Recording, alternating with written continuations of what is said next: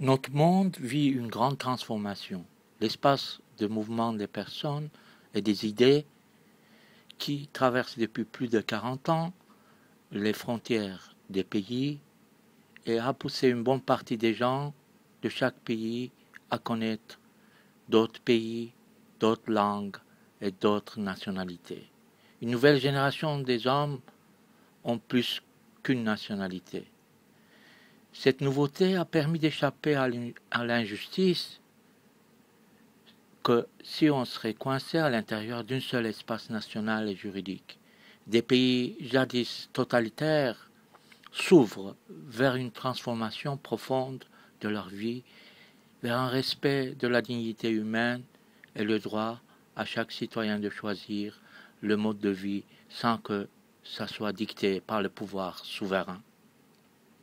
En même temps, des pays jadis connus par leur système juridique respectueux de la liberté et de la dignité humaine se trouvent face à une crise économique profonde, et nombreux sont, dans l'establishment, à traverser le mur de séparation des pouvoirs jadis limité en trois: l'exécutif, le législatif et le juridique, qui sont censés chacun contrôler les deux autres, se trouvent à l'intérieur de chacun de pouvoir une fracture qui, dans une société qui ne sait pas comment éviter la chute brutale sur le plan économique, social et politique, et chacun de ces pouvoirs se trouve par un mouvement qui augmente le nombre des centres de contre-pouvoir, chacun voulant influencer l'évolution des choses dans la sphère de leurs propres activités.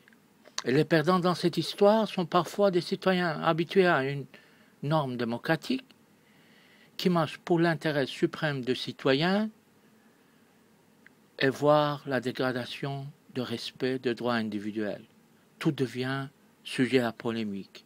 Des personnes qui sont face à la même loi, dont leur seul tort, comme dans une roulette russe, de tomber devant une personne différente, en un lieu différent et en un temps différent, voient leur traitement complètement différent, de meilleur au pire.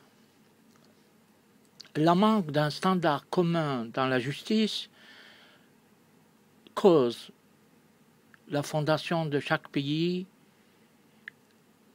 à s'écrouler tout en douceur, sans rapport ni au temps, ni au lieu, ni au régime politique.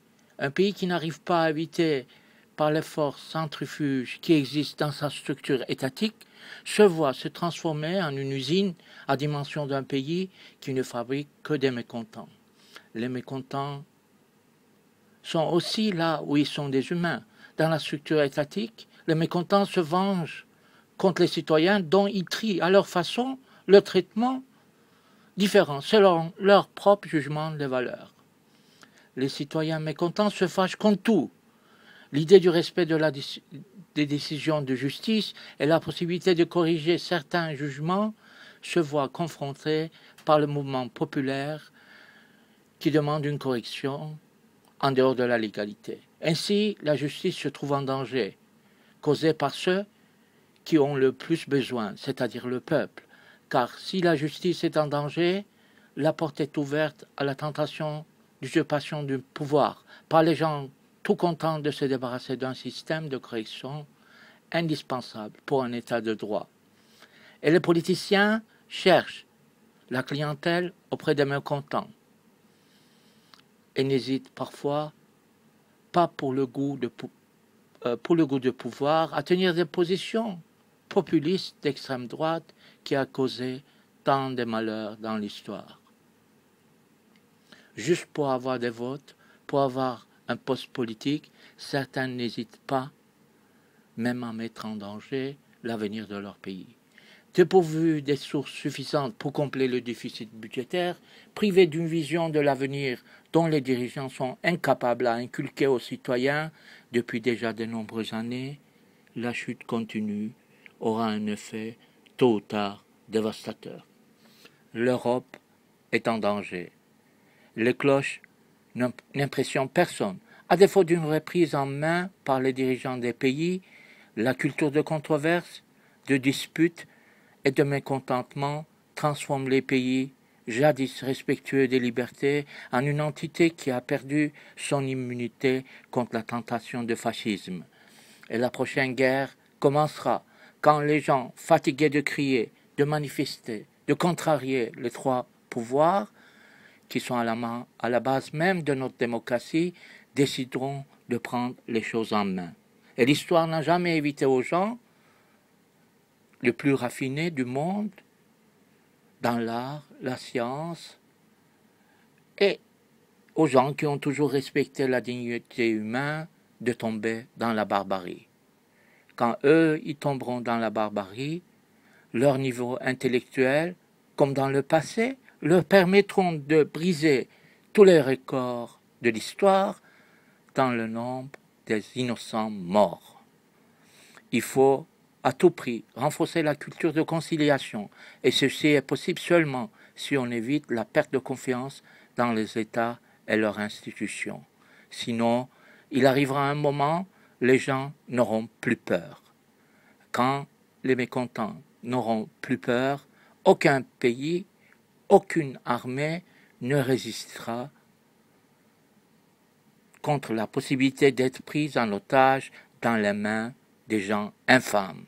Ces mots ne sont pas autre chose que de ce qu'il risque à arriver si le peuple commence à se fâcher contre tout. Les germes sont là. Donc, les passeports de tous les pays d'Europe ont été d'aucune utilité en 1914 et 1940. Ces guerres ont été causées par mécontents incontrôlés. Et les mécontents sont partout. Où sont les hommes?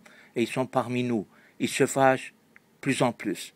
Dans ce contexte, il faut encourager les gens de se protéger pour pouvoir défendre leurs intérêts, leurs droits de liberté individuelle, en dehors du cadre national limité dans un pays. Mon expérience personnelle m'a montré que même une affaire simple, pour les États en crise, sous les pressions internes, l'État peut tomber dans le piège d'abuser le droit des individus, contrairement à leur tradition ancienne. Et quand le malheur arrivera, il sera plus sage d'avoir plus qu'un passeport.